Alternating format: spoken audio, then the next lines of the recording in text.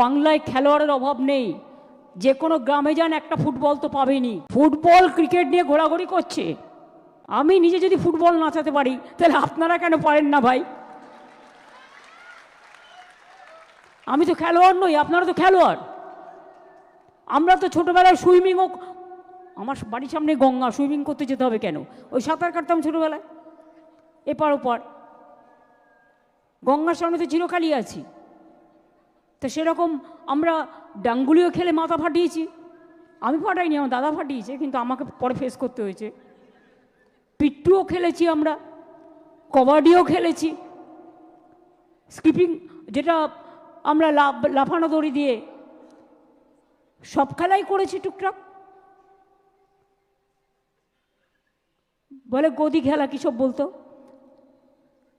Badminton টুকটাক করি, ও বছরে একদিন খেলি, তাতেও আপনাদের আমি কম্পিটিশনে নিয়ে আসবো।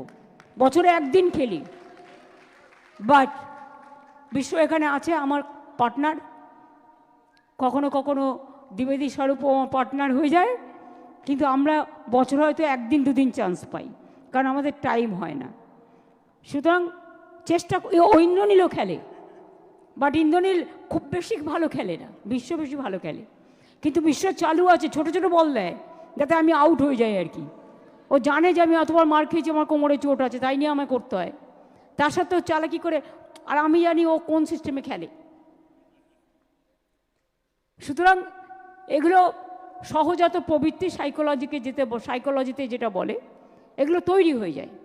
অনেক কিছু মানুষ করতে করতে শিখে যায়, নতুন করে শিখতে হয় না।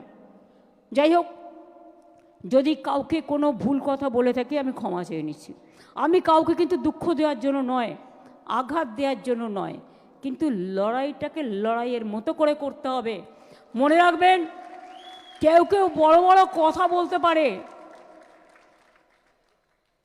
বাবল বাবল বক বক বকম বকুম পায়ের একটা গান গিয়েছিল না সন্ধ্যাদি, বকতে পারে কিন্তু তারা করতে পারে না। আপনাকে করতে হবে, আপনাকে করে দেখাতে হবে। আমার দৃঢ় বিশ্বাস আপনাদের জয় হবে একদিন, সেই বিশ্বাস নিয়ে মাঠে নামতে হবে। এবং তখন দেখবেন অনেক লোক ঘুরঘুর করছে আপনাদের সাহায্য করবে বলে, কিন্তু প্রথম দিন যে মানুষটা থাকে তাকে কখনো ভুলতে নেই, এটা মনে রাখতে হবে।